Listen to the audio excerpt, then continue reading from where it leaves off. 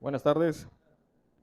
Bueno, continuando con las actividades del evento de Revolución Cuántica, Ciencia y Tecnología y Futuro, a continuación tenemos el gusto de presentar al doctor Eduardo Flores Cuevas. Voy a hacer una breve semblanza del doctor.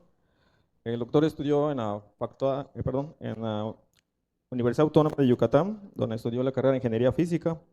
Realizó una maestría y doctorado en la Universidad Autónoma de Madrid en el área de energías combustibles para el futuro y en física de materiales, respectivamente. Realizó estancias postdoctorales en el grupo FINDER del Instituto Micro y Nanotecnología del CSIC en España. También realizó una estancia en el Departamento de Materiales Avanzados en el Centro de Nanociencias y Tecnología de la UNAM, en Baja California, México, y en el Departamento de Física Aplicada en el CIMBESTAB en Mérida, Yucatán. Actualmente sus áreas de investigación son nanomateriales para la conversión y acumulación de energía. También realiza estudios sobre aplicaciones en celdas solares, celdas fotoelectroquímicas y dispositivos termoeléctricos. Actualmente por su dedicación ha logrado participar en publicación de 50 artículos, más de 50 artículos, y ha alcanzado citas de hasta 1500 citas de sus artículos. Posee un índice H de 21 y actualmente está involucrado en actividades docentes y de formación de recursos humanos, dirigiendo sus trabajos a nivel licenciatura y posgrado. Sin más preámbulos, los dejo con el doctor Eduardo y bueno, bienvenido y adelante. Pues muchas gracias al doctor por su amable presentación. Para mí es un gusto estar aquí y que me hayan invitado nuevamente. El año pasado estuve en un evento similar, dando una charla, creo que fue la semana de materiales, y tuve la oportunidad de conocer el Instituto Tecnológico, el ITESCAM, y hoy la charla la he enfocado un poco más a la semana que estamos sobre revolución cuántica, ciencia y tecnología, hacer el año internacional según la ONU de las tecnologías cuánticas y sus aplicaciones. Quiero aclarar o especificar que mi expertise o mi especialidad es más sobre el área de materiales, nanomateriales específicamente, como bien dijo el doctor en la presentación, y en mi andar sobre trabajando en materiales me he topado con algunos efectos cuánticos que presentan algunos de esos materiales y de esos quiero hablar. Pero antes de eso quiero comentarles un poco, por eso he llamado a la charla como nanomateriales en el mundo cuántico, cómo se hacen y para qué nos sirven. He preparado la presentación enfocada. No cambió, perdón.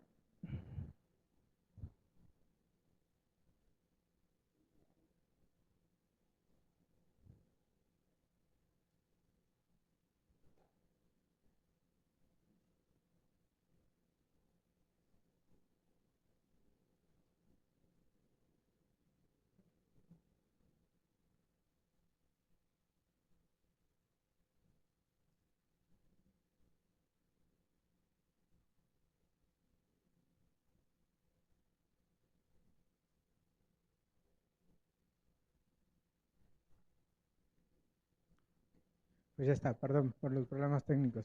No, como les decía, la presentación la he dividido en distintos apartados. Primero, presentándome un poco, ampliando la amable presentación que hizo el doctor al inicio de la institución de donde vengo.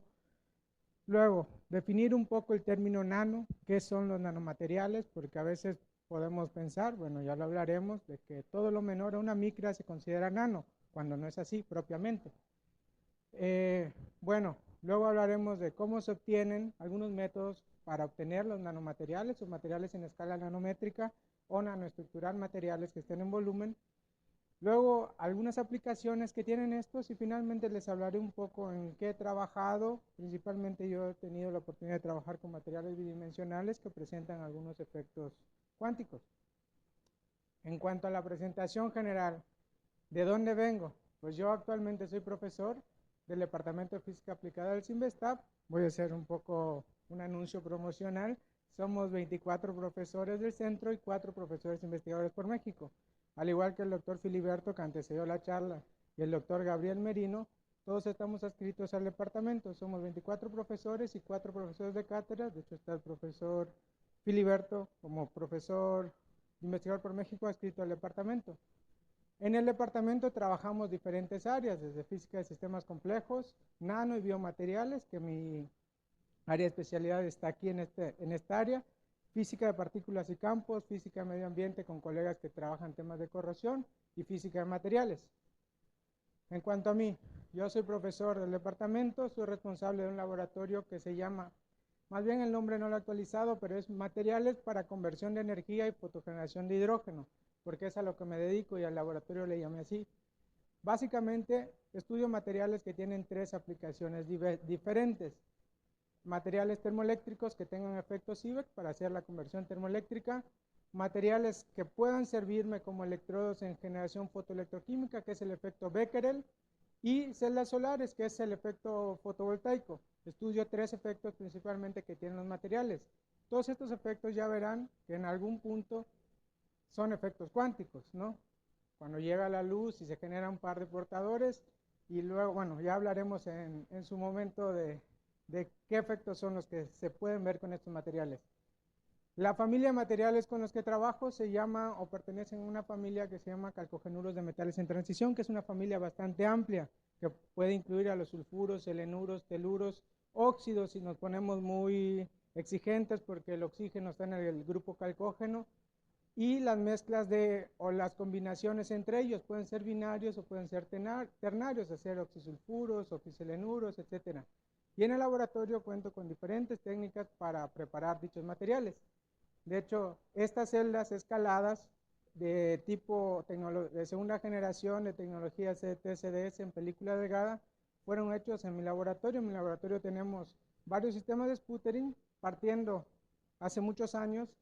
Se hizo, tengo que decir, el laboratorio estaba enfocado solamente a celdas solares, se podían conseguir celdas en áreas muy pequeñas, de hasta 20 milímetros cuadrados, y actualmente tenemos capacidad de hacer hasta 100 centímetros cuadrados. Ya hemos escalado en esta tecnología. Estos son algunos materiales con los que he trabajado, materiales 2D, este es un selenuro de estaño, y estos son otros materiales que componen una celda solar de película delgada con capas a escala nanométrica en película delgada. Bueno, ya antes de entrar en materia vamos a definir qué son los nanomateriales, ¿no? Todo el mundo conocemos a los materiales en general, ¿no? El concreto, la madera, la cerámica, los metales, etcétera, ¿no? El vidrio. Pero ¿qué es un nanomaterial? No existe un consenso o un absoluto en cuanto a la definición, pero se considera que la nanoescala está entre 1 y 100 nanómetros. Hay gente que dice, por eso no hay consenso, o que argumenta que todo material que esté menor a una micra, 999 nanómetros, está en la escala nanométrica, que propiamente tiene razón si nos vamos a la definición numérica propiamente, ¿no? De que no llega a una micra es nano. Pero se considera que los materiales o nanomateriales, como más aceptado en ciencia de materiales, la nanoescala está entre 1 y 100 nanómetros. Si se hace una idea de cuánto es eso, ¿no? Por ejemplo, el tamaño de los virus está en el orden de 10 a 100 nanómetros, 100, 200 nanómetros. Para irnos a algo reciente, el coronavirus, el COVID, tenía un diámetro de aproximadamente 200 nanómetros. Caía todavía ahí por la escala, estaba por este lado, ¿no? Si ven, por ejemplo, las bacterias están ya en el orden de las micras. Una pelota de tenis pues tiene un diámetro mucho más grande, y así, no estamos en la escala de medida. ¿Cómo se pueden clasificar los nanomateriales? Existen múltiples clasificaciones, pero de las más conocidas es por su dimensionalidad. Puede ser 0D, 1D, 2D y 3D. Los 0D pues tienen dimensionalidad en X, Y, Z, con una dimensión menor a una micra, y potencialmente pequeñas con escalas de longitud atómica.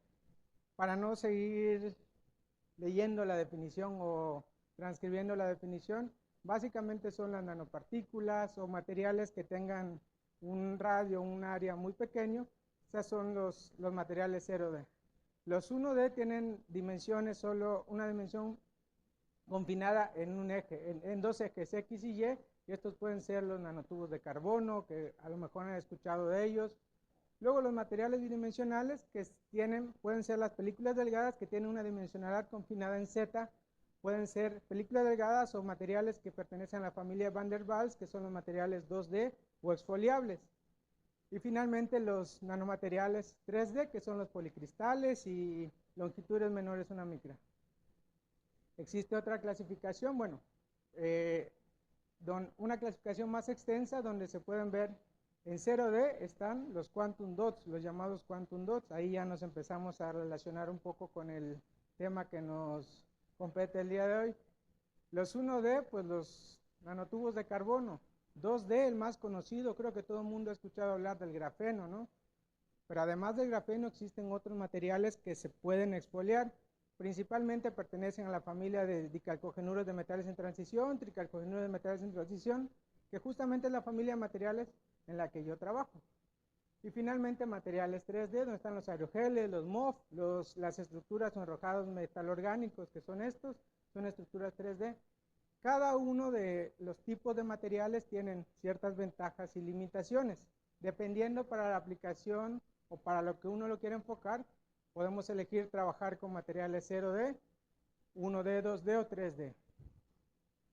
También existen otras clasificaciones de nanomateriales o nanoestructuras. Imagínense que, por ejemplo, tenemos esta barra del puntero láser, ¿no? Y es un material en continuo, se funde el plástico y ya lo tenemos aquí, ¿no? Imagínenselo un poco una escala más pequeña. Vamos a poner una micra. Pero imagínense que en lugar de tenerlo, como decir, hecho de un molde y fundirlo, lo nanoestructuremos, lo cortemos en pedacitos y agrupemos esos pedacitos. Es algo así que pasa aquí, la nanoestructuración de materiales. Al hacer un material en volumen, nanoestructurarlo y hacerlo en pequeñas partes que lo componen, podemos cambiar propiedades físicas que ellos presenten. Estos son, por ejemplo, nanohilos, nanoribbons o las estructuras core shell. Las core shell son, imagínense una paleta de estas rocaleta, ¿no? Que tiene una capa de un color, otra de otro color. Esa podría ser un ejemplo claro y muy visual de una estructura core shell, que cada capa sea de un material diferente y cada uno, por ejemplo, cada material pueda dejar pasar la luz o absorber mejor o peor la luz y podemos modular la absorción de luz de ese material. Esa es la nanoestructuración. Ya una vez habiendo definido los tipos de nanomateriales o la escala nanométrica, pues vamos a ver cómo se obtiene. Existen diversos métodos o distintas clasificaciones para obtener a los materiales en escala nanométrica. La más aceptada es esta, por los métodos físicos y métodos químicos. Por los métodos físicos, pues están las aproximaciones top-down y bottom-up, molino de bolas, grabado en seco, litografía, a lo mejor alguno ha escuchado estas técnicas, depósito químico en fase vapor, depósito por láser pulsado, depósito por atomic layer deposition, molecular beam epitaxy, etcétera. Son técnicas físicas y técnicas químicas, pues el grabado, sol gel, spray pirólisis, etcétera, ¿no? A lo mejor alguno de ustedes ha escuchado alguna de estas técnicas y son técnicas en las que se pueden obtener nanomateriales. No necesariamente todos los materiales que se obtengan por estas técnicas están en la escala nanométrica, porque a lo mejor a veces depositamos por alguna de estas técnicas y tenemos espesores que pasan la micra, ¿no? O que no quedan en la clasificación. Bueno, del enfoque ascendente, pues vamos de algo macro, de algo más grande, algo en bulk, y lo vamos como que armando hacia partículas más pequeñas, ¿no? Este enfoque incluye la miniaturización de componentes de los nanomateriales hasta nivel atómico con un nivel de autoensamblaje. Pues es muy gráfica la figura, ese es el primer enfoque para obtener los materiales. Este es el otro enfoque. Por ejemplo, ejemplos típicos de este tipo de formación de nanoestructuras es la formación de puntos cuánticos durante el crecimiento epitaxial, ya sea ALD o MB, la formación de nanopartículas a partir de una dispersión coloidal. Bueno, este es otro enfoque, el enfoque descendente, el top-down. Este enfoque utiliza nanoestructuras inicialmente más grandes, al contrario de las otras que partían de unas más pequeñas, que pueden controlarse externamente en el procesamiento de nanoestructuras. En esto, ¿qué puede ser? El molino de bolas. No sé si han escuchado el ball milling o la molienda de bolas. Es una técnica muy conocida, mecanoquímica, donde pones un material que puede tener tamaños, no sé, micras, a lo mejor milímetros, y pones una relación de unas bolas, pueden ser de acero, de circonia, etcétera, en un vial y la pones a girar. Y por efecto mecanoquímico puedes disminuir el tamaño de partícula y obtener materiales a escala nanométrica o obtener algún nuevo material. Puedes mezclar dos precursores y por efecto mecanoquímico obtienes otro compuesto. Bueno, este es un ejemplo del molino de bolas, de cómo funciona. Estas son las bolas que les digo de acero inox o de circonia o de otro material, y el material que luego se quiere moler y homogeneizar en tamaño. Y hay dos tipos generalmente de molino de bolas. El planetario tiene un movimiento planetario, como se mueve el planeta alrededor del sistema solar, y el molino que comercialmente se llama SPEX 8000, ¿no? Que es un tipo de molienda más energética. Luego está el grabado en químico o en inglés, a lo mejor alguno que ha trabajado con materiales lo ha escuchado más, es el etching químico, donde tú tienes una superficie, o se tiene una superficie y se va como comiendo o quitando una capa de la superficie, se va haciendo un grabado hasta formar una nanoestructura o llegarlo a una escala nanométrica. También está un método muy conocido y que supongo que algún estudiante que haya estado en un laboratorio de investigación en química, o a lo mejor creo que en muchos laboratorios se tiene acceso a esta técnica, es la de sol gel, donde se tienen precursores, unos solventes, se forma el precursor, una parte sol, la parte gel, y luego se forman los materiales o las nanopartículas. Es una técnica muy económica, muy expandible y de acceso a muchos laboratorios, no se necesita mucha sofisticación instrumental. Y bueno, otra técnica muy común, igual barata, es el spray pirólisis para obtener materiales en escala nanométrica o en película delgada, donde se parte. Es como, imagínense, es un sprayado normal, ¿no? Donde tienes materiales a nivel de partículas, tienes un nebulizador, calientas un sustrato, mandas a volar esas partículas y puedes depositar, controlar el tamaño de tus depósitos. Y bueno, pasando a técnicas un poco más sofisticadas, está el depósito químico en fase vapor o CVD, que involucra un precursor, un tubo con un flujo de gases, donde calientan un sustrato y pasa una reacción en el sustrato caliente y se forman materiales. De hecho, esta es una técnica muy, muy utilizada para obtener grafeno. Bueno, a nivel laboratorio, no a nivel... Se obtiene grafeno de alta pureza por el CVD. Luego, aquí quiero ser un poco más amplio porque es más mi expertise. De estos tengo en el laboratorio, estos sistemas de sputtering o erosión iónica, o erosión catódica. Tengo bastante experiencia en laboratorio. Por cierto, si alguno alguna vez está interesado en visitar el laboratorio, las puertas están abiertas. Como les dije al principio, estamos en el CIMBESTAB Mérida, en el Departamento de Física Aplicada, y tenemos sistemas de estos, de erosión iónica, que es un sistema comercial, o sea, en la industria se utiliza mucho, y es bastante robusto, y es un sistema que parte de un principio físico muy sencillo, que es tener una cámara de vacío y evacuarla, hacer una cámara y dejarla al vacío, evacuarla, quitarle todo el aire, quitarle todo, con bombas mecánicas, turbomoleculares, hasta llegar a una situación de alto vacío. Estando en alto vacío, ya sin haber nada dentro de la cámara, por así decirlo, un vacío de 10-5, se le inyecta un gas que típicamente es argón, porque es barato, un gas noble, un gas inerte, y luego ese gas se bombardea con electrones. Al bombardearlo con electrones, se ioniza y se genera un plasma. Al generarse el plasma, que en el argón suele quedar de este color, y dependiendo del material que se pueda tener, hay plasmas de diferentes colores. Estos ejemplos de plasmas que hacemos en laboratorio, de distintos materiales. Y una vez que se ioniza ese gas, los iones muy energéticos impactan con un material llamado blanco o target, que es el que se quiere arrancar, del cual se quieren arrancar átomos. Los átomos se arrancan y se depositan sobre un sustrato que se pone en la parte contraria a donde se pone el blanco. Y los átomos arrancados de aquí, o erosionados, por eso en español se llama erosión iónica o erosión catódica, se depositan sobre un sustrato. Esta técnica es bastante noble porque permite controlar la dimensionalidad del material, de la película que se esté formando, desde el orden de pocos nanómetros y se pueden depositar hasta micras, ¿no? Así que por eso les decía que esta técnica es bastante noble, de uso industrial, pero robusta en cuanto a que necesita sistemas de alto vacío, necesita fuentes de corriente directa o corriente de radiofrecuencia, o sea, fuentes RF, etcétera, ¿no?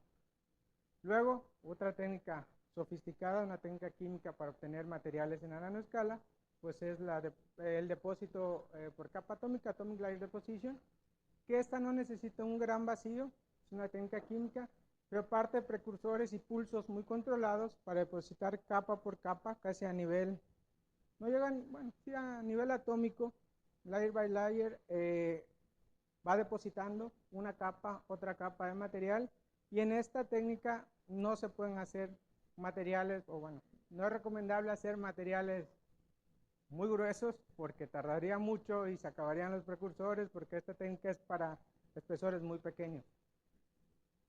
Luego está el depósito por láser pulsado, que es muy análogo al sputtering, que en lugar de bombardear con erosionar un target con iones muy energéticos, lo bombardean con un láser, erosionan la superficie y los átomos que se arrancan se pueden depositar sobre un sustrato. Y finalmente, creo que la técnica más sofisticada de las que les iba a presentar hoy es la de Molecular Beam Epitaxy o epitaxia de haces moleculares, que en esta es una técnica física de depósito en fase de vapor, creo que es la más sofisticada de las que hay ahora, donde se puede controlar el crecimiento atómico capa por capa para hacer materiales. De hecho, se utiliza también para hacer quantum dots y demás, ahora ya veremos. Una vez que ya hemos mencionado las distintas técnicas en las cuales se pueden obtener materiales en escala nanométrica, vamos a hablar un poco de en qué se pueden aplicar o dónde se están aplicando, ¿no? Creo que la más conocida, o muchos a lo mejor hasta en su casa ya tienen una televisión de puntos cuánticos, o como dicen comercialmente, pues ya lo veremos, pues son los quantum dots o los puntos cuánticos, ¿no? ¿Qué característica tienen estos materiales? Son materiales 0D, como definimos al principio, tienen confinamiento en 3 direcciones, eje Y y Z, y tienen una particularidad bastante interesante, porque tienen una banda prohibida, una energía, brecha de energía o energía del gap, sintonizable por tamaño, lo que significa que sus propiedades ópticas y eléctricas se pueden modular o se pueden diseñar como a la carta, para lo que uno quiera. Dependiendo del tamaño de partícula, yo puedo ver que el material absorbe en tal rango de longitud de onda o que deje pasar la luz en una longitud de onda o en otra, ¿no? El descubrimiento de los puntos cuánticos ha llevado al desarrollo de una gama completamente nueva de materiales que sirven en tecnologías LED y diodos láser. En el caso de materiales más conocidos, como por ejemplo el silicio, cuando se hacen puntos cuánticos de este material, se ve que el silicio, cuando está en volumen, no emite luz, no es fotoluminiscente, pero cuando está en dimensiones reducidas, se vuelve un emisor de luz. Ahí se ve un efecto cuántico al bajar la dimensionalidad de los materiales, por ejemplo, en el silicio, ¿no? Otro efecto cuántico que es muy observado en los materiales es el confinamiento cuántico. El confinamiento cuántico ocurre al bajar la dimensionalidad del material. Confinamiento espacial de pares electrón hueco o excitones y una más dimensiones dentro del material. Existen 3 tipos de confinamiento. Confinamiento 1D, que pasa para los materiales 0D. Luego, el confinamiento 2D, ejemplo, un alambre cuántico, y confinamiento 3D, que es un punto cuántico. Los materiales en volumen, en volt, no tienen confinamiento. Los materiales 1D, que son los materiales bidimensionales, exfoliables, películas delgadas, muy finas, tienen un confinamiento de tipo pozo cuántico. Luego los 1D son los nanohilos y confinamiento 3D, porque acuérdense que en dirección X, Y, Z son los quantum dots. Y aquí se puede ver respecto a energías cómo es gráficamente el ejemplo de confinamiento. El confinamiento cuántico es más prominente en materiales de la familia de semiconductores, que no sé si últimamente han escuchado que el término de semiconductores está en boga o está como de moda. Semiconductores son materiales que en la definición más sencilla es que no son conductores ni son aislantes, o que son son conductores en determinadas condiciones o aislantes en otras, ¿no? Y este confinamiento cuántico es muy evidente en esos materiales cuando se les baja la dimensionalidad, porque tiene una característica, tienen una brecha de energía, una separación de bandas de energía, que en los metales no existe, hay un solapamiento entre bandas, y en los aislantes es muy lejana o muy grande esa brecha de energía y no se puede modular.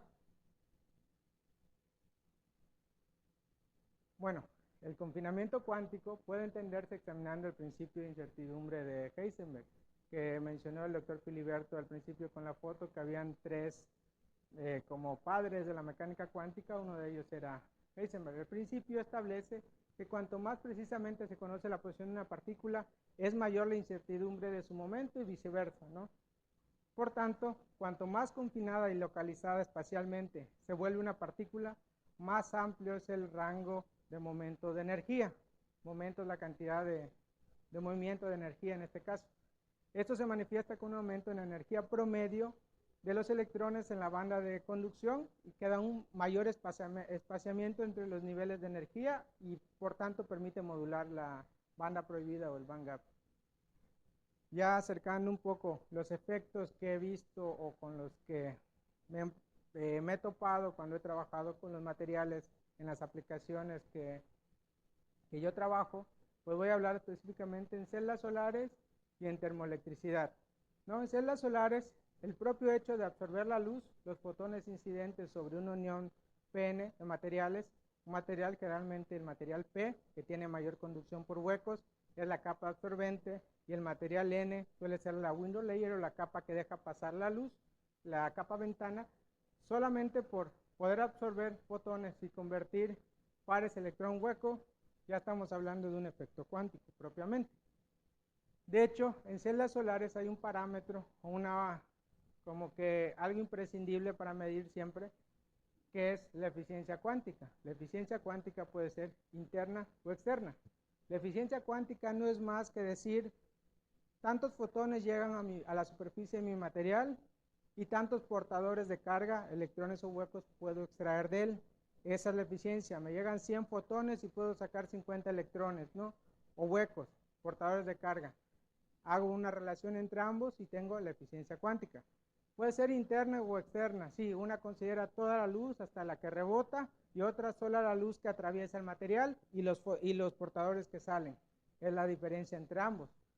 Otros efectos cuánticos que se observan, y de hecho mencionaré de alguno porque en un trabajo sí lo vimos, ya luego analizándolo a posterior, puede ser un efecto de confinamiento, es en termoelectricidad. En termoelectricidad ocurre algo muy curioso, ¿no? Los materiales termoeléctricos o el efecto termoeléctrico, el efecto Seebeck, es la generación de portadores de carga únicamente por generar un gradiente de temperatura, una diferencia potencial de temperatura, perdón, o sea, se genera una diferencia potencial debido a un gradiente de temperatura. Imagínense el puntero láser y que yo tengo sostenido aquí un extremo y el extremo, asumamos que en un determinado tiempo queda la temperatura corporal mía, que normalmente una persona sana está cercana a 37, una enferma, pues a lo mejor a 40 y una menor de 36, pues puede que no esté viva, ¿no? Pero imagínense que vamos a quedar en 37 grados un extremo y el otro extremo estará de este puntero a 24 grados, que puede estar la sala o lo que me está dando el aire acondicionado. Generar un gradiente de 13 grados, solamente por generar ese gradiente de 13 grados, en ciertos materiales aparece una diferencia potencial o un termovoltaje. Ese es el efecto Seebeck, ¿no? Pero ¿qué pasa? Los materiales que suelen tener esta característica son de la familia de semiconductores, que de hecho lo mostré antes. El confinamiento cuántico aparece en semiconductores. Y ahora van a ver que es un efecto curioso. En los materiales con características termoeléctricas se da el efecto de pozo cuántico, quantum well, cuando se quiere desacoplar la parte fonónica y electrónica del material y modular la conductividad térmica. ¿Qué quiere decir esto en palabras traducidas y más digeridas y que todo el mundo entienda? Imagínense una barra de hierro, ¿no? La barra de hierro o de cobre conduce muy bien la electricidad, pero también conduce muy bien el calor. Y si yo quiero, de hecho por eso son las únicas ecuaciones que puse o fórmulas que puse en la presentación, me disculpo por eso, no puse nada más. en un material termoeléctrico, dando un poco el contexto, se mide el coeficiente Seebeck o el coeficiente termoeléctrico, que es la diferencia de voltaje que aparece con una diferencia de temperatura. Pero para ver si el material con el coeficiente Seebeck obtenido es bueno, se mide un parámetro que se llama factor de potencia. Este parámetro involucra el coeficiente Seebeck y la conductividad térmica. Y para ver si ese material puede servir para un dispositivo termoeléctrico, hay un parámetro equivalente a la eficiencia, o eficiencia cuántica, o eficiencia de cualquier otro dispositivo que se llama figura de méritos. Y este involucra la conductividad térmica. Volvamos al ejemplo de hierro, de cobre. Imagínense un material que conduzca bien la electricidad, conductividad térmica, pero también conduce bien la conductividad térmica, o sea, conduce bien el calor. Imagínense poder desacoplar, imagínense que yo pueda mejorar la parte de que el material conduzca más electrones, pero sin que aumente la conductividad térmica. Normalmente, si yo caliento, pues en efecto termoeléctrico, pues se necesita un gradiente de temperatura, ¿no? Si yo caliento, va a aumentar mi conductividad térmica. Si el material, si yo consigo en algún punto desacoplar esta parte de esta, pues tendría un tipo de efecto de pozo cuántico. Hay otra parte, otra aproximación que ocurre, y esta es la que hemos visto en algún trabajo, donde para aumentar las capacidades de los materiales en esta aplicación, termoelectricidad, en lugar de desacoplar la conductividad térmica de la conductividad eléctrica, porque un material que conduzca bien electricidad conduce también bien el calor, normalmente. Tratamos de desacoplar la parte termoeléctrica de la parte eléctrica, ¿no? Y ahí ocurre otro fenómeno cuántico, que es el de confinamiento, que permite controlar el movimiento de electrones y fonones y desacoplar tanto el coeficiente Seebeck de la conductividad eléctrica. Un poco la idea de esto es que cuando nosotros bajamos la dimensionalidad o la dimensión en materiales y hacemos nanomateriales, somos capaces de modular esto, desacoplar la parte electrónica de la parte térmica o la parte termoeléctrica de la parte eléctrica. No necesariamente que mejoremos los dos o empeoremos uno, sino que solo con mantener uno y mejorar el otro, o mantener este y empeorar este, mejoramos el material que puede servir para esta aplicación. Y eso se logra con efectos de confinamiento cuántico en los materiales. Yendo un poco a otra aplicación de materiales en cuántica, son las celdas solares de puntos cuánticos. Esta es la gráfica que ponen en todos lados, a lo mejor la habrán visto, de las mejores eficiencias alcanzadas en todas las tecnologías de celdas solares. La hace el NREL y todos los meses la actualiza. Esta es la más nueva, bueno, de marzo de 2025, y están todos los tipos de tecnologías. Y entre las tecnologías emergentes están los quantum dots, las celdas solares de puntos cuánticos, que esta tecnología empezó aproximadamente en 2010 y a la fecha ya tiene aproximadamente el 22-23%, se han alcanzado 22-23% de eficiencia en celdas.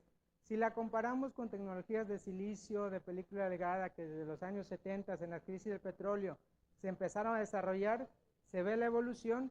Estas en muy poco tiempo han alcanzado en torno al 22% de eficiencia. Así que parece interesante, ¿no?, utilizar materiales con efectos cuánticos para hacer celdas solares. Ya se utiliza.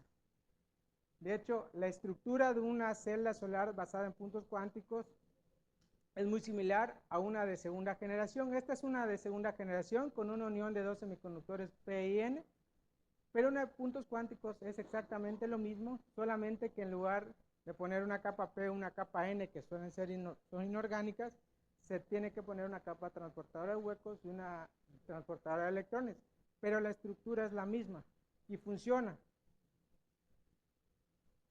Otro tipo de efecto cuántico que me ha tocado, con el que he trabajado a lo mejor sin saberlo, cuando caracterizo mis materiales, es la microscopía de efecto túnel. Ahí pasa el efecto de tunelamiento cuántico, ¿no?, donde se acerca una punta muy delgada en condiciones de ultra alto vacío y se puede mapear la superficie de un material a nivel atómico. Eso es un efecto cuántico. Y esta es una técnica que creo que en el 85 por ahí le dieron el premio Nobel a quien la desarrolló, porque es una técnica desarrollada y describió el efecto, porque el efecto existía, pero no se había descrito. Es muy utilizada en múltiples laboratorios alrededor del mundo. Otra aplicación de materiales que aquí he tenido un poco el acercamiento con este tipo de materiales son los aislantes topológicos o topological insulators, que este tipo de materiales presentan efectos cuánticos como el efecto Hall de spin cuántico o el efecto anómalo cuántico, el efecto Hall. El efecto Hall, para los que lo saben y se acuerdan, o para los que no, es nada más, bueno, ¿cómo se puede describir de manera sencilla? Imagínense tener un material, o vamos a poner un sistema con un campo eléctrico y le pones en forma normal un campo magnético y ves cómo se mueven los portadores. En resumen, un poco muy general, ese es el efecto Hall. Los aislantes topológicos básicamente son los que unen física cuántica y topología o geometría de materiales. Empezaron a desarrollarse por ahí de 2017, 18, como el boom de estos materiales topológicos. De hecho, depende mucho la dimensionalidad, si se tiene una capa, 2 capas, 5 capas. ¿Por qué? Porque en este tipo de materiales, imagínense que lo de dentro es aislante y solo la superficie conduce. Y se puede conducir, más o menos aquí este es un ejemplo, la parte morada es un aislante topológico. Todo lo demás es como el volumen del material. Y se puede modular la capacidad de conducción de portadores de los materiales de acuerdo a la topología. Y como les decía al principio, una de las partes creo que más conocidas de una aplicación de donde se aplican los materiales de escala nanométrica en el mundo cuántico son las televisiones. Estas son unas fotos que saqué de Samsung, ¿no? Que venden las teles QLED, que son basadas en tecnologías de puntos cuánticos. Y con eso, sí, ya estoy terminando. Como habíamos visto al principio, los puntos cuánticos emiten luz en diferentes colores, diferentes longitudes de onda, dependen del tamaño para la longitud de onda o el color que nosotros estemos buscando. Y la tecnología de puntos cuánticos en televisiones permite una mayor variedad de colores con tonalidades más vivas, intensas. Parece que estoy haciendo un comercial, pero pues es tal cual, ¿no? Y finalmente, la última aplicación de la que le iba a hablar, los puntos cuánticos utilizados por una computadora cuántica, una supercomputadora cuántica. También no es tan desarrollado aún, pero se dice que pueden servir para desarrollar computadoras cuánticas. Y finalmente, así en 2 minutos les cuento un poco en lo que es materiales que estamos trabajando y que yo creo que algún efecto de confinamiento podemos ver. Por ejemplo, este es un material 2D de la familia de los mexenos, son materiales bastante nuevos. Un estudiante de doctorado mío ha podido sintetizar esto, lo sintetizamos ahí en el laboratorio, y son materiales, si lo ven, parecen apilados entre sí, hojitas, apiladas entre sí, un cúmulo de folios u hojas, que todos estos, esta es una foto en grande, si lo ven 10 micras, luego una micra de escala, esta barrita es una micra, pero aquí ya estamos en nanómetros, 100 nanómetros, y el grosor o espesor de cada laminita es de muy pocos nanómetros. Y estos se puede ir exfoliando, o hay gente que se dedica a eso, y pueden hacer dispositivos a escala nanométrica utilizando este tipo de materiales. Estos son materiales que hemos hecho ahora en laboratorio. ¿Con qué otros materiales he trabajado? Estos yo los he hecho a lo largo de mi trayectoria, los he hecho en otros lados. Ahora en mi laboratorio he podido reproducir algunos. Calcogenuros metálicos, todos estos. Y curiosamente tienen estructuras bidimensionales, si lo ven aquí. Son estructuras 2D, todas son exfoliables. Esta de hecho, bueno aquí, esta a mí me recuerda a un girasol, aunque me dicen que no parece tanto, pero este es como el núcleo cuando se empieza a formar la estructura bidimensional, si lo ven, es un núcleo y luego va creciendo la estructura 2D. Estas son otras imágenes SEM de materiales y estos los he utilizado para termoelectricidad sobre sustratos flexibles. Son materiales a escala nanométrica. Son muy pequeñitas las cintas. De hecho, no sé si en alguna se ve que el espesor de cada cinta, de cada La minita son como 4 nanómetros.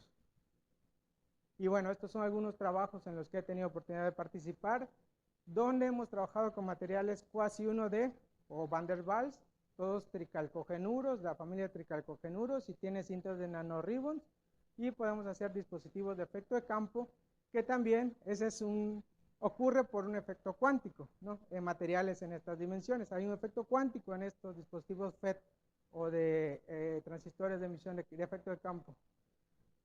Bueno, aquí un poco más de los dispositivos y las escalas en las que trabajamos, 18 nanómetros, y vemos, por ejemplo, aquí una muy grande densidad de corriente que teniendo el material en volumen, en bulto, no hubiese ocurrido, pero que lo hemos visto, basándonos en transistores de efectos de campo.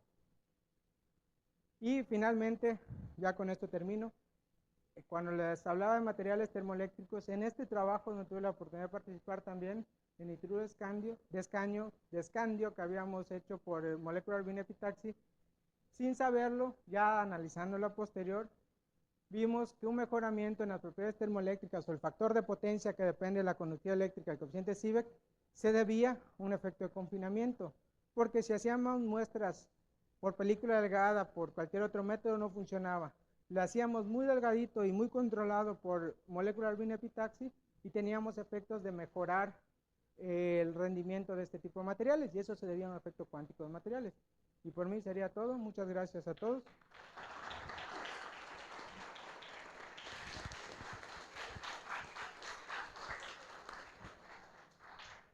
Bueno, muchas gracias por la plática, doctor. Bueno, ahorita sigue la sesión de preguntas. Alguien que tenga la intención de preguntar algo que les ha llamado la atención, adelante. ¿Nadie de acá? ¿Alguien que levante la mano? ¿Nadie? ¿Cómo? Perdón.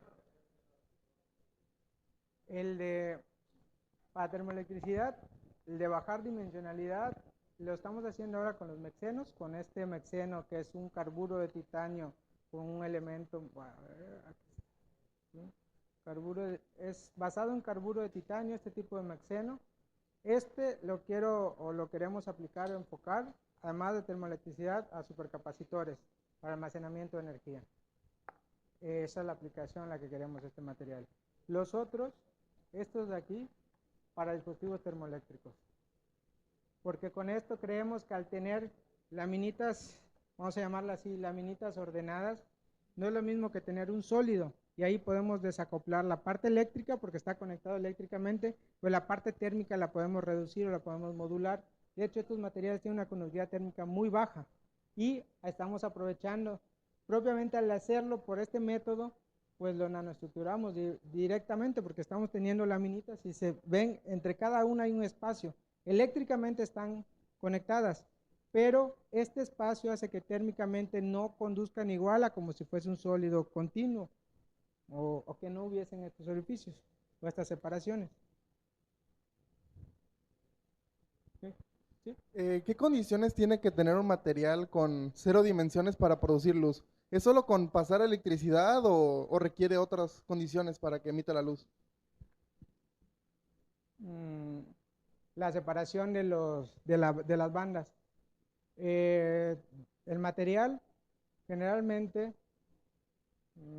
tiene que tener una separación adecuada de las bandas. Si es muy aislante, solo por excitarlo con electricidad, con calor o con lo que sea, no vas a poder hacer mover un portador de carga de un lado a otro, o no vas a poder emitir fotones o emitir luz, ¿no? Tiene que ver lo que se llaman brecha energía, band gap, energía gap del material. Eso es importante.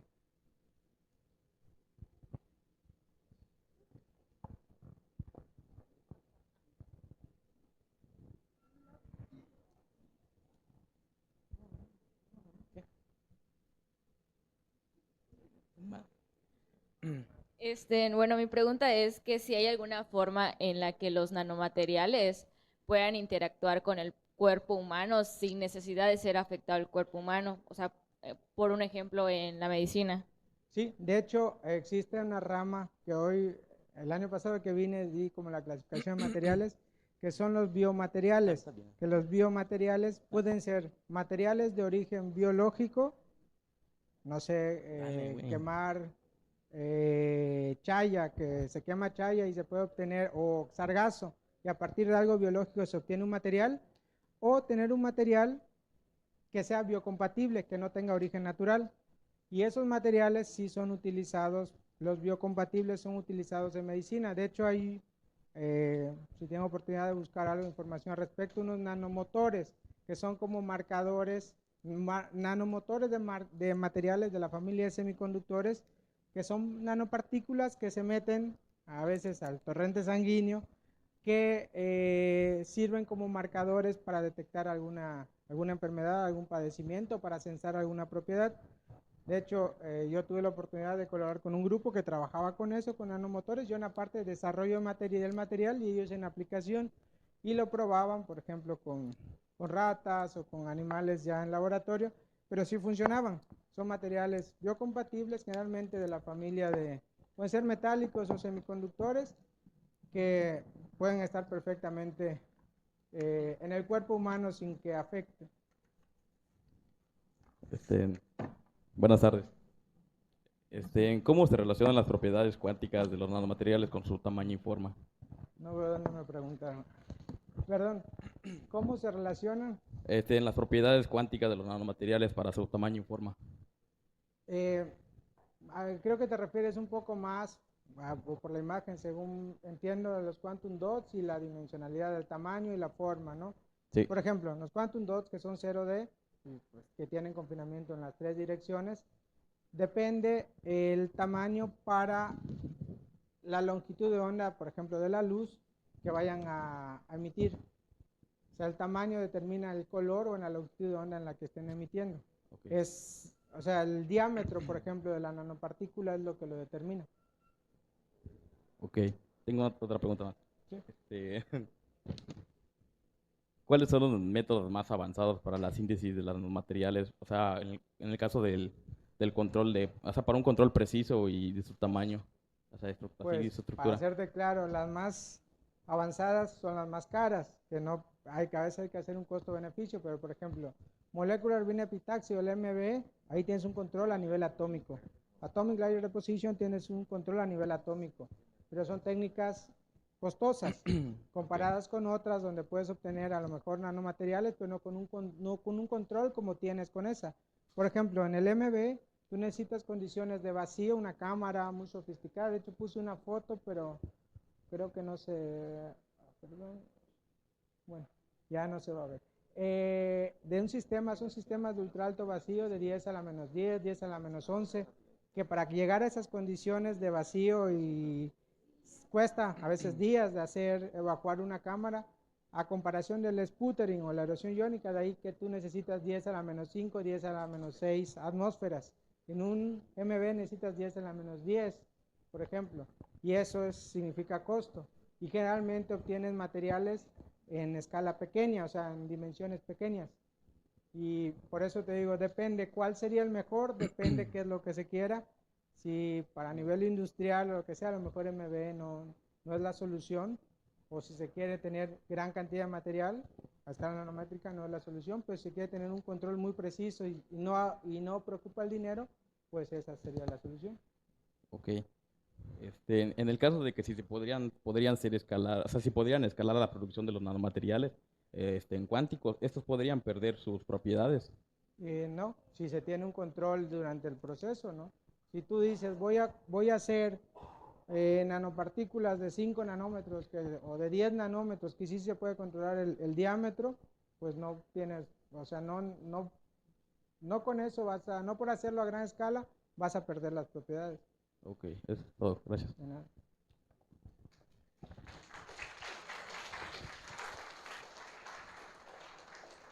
Bueno, como se agradecen mucho las preguntas, hoy vamos a agradecer al doctor por sus aportaciones y la presentación. Y bueno, le vamos a entregar el reconocimiento por parte del director general. Aquí.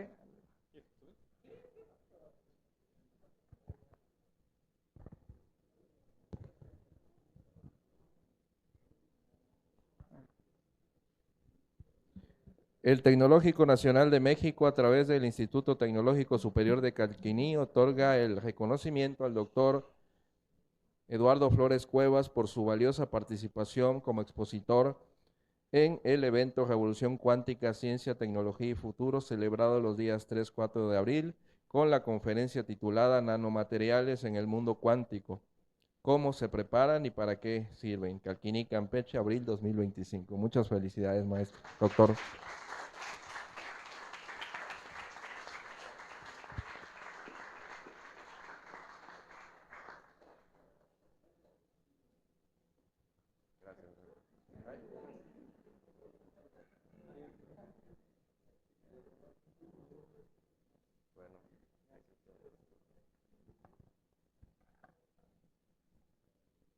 Muchas gracias.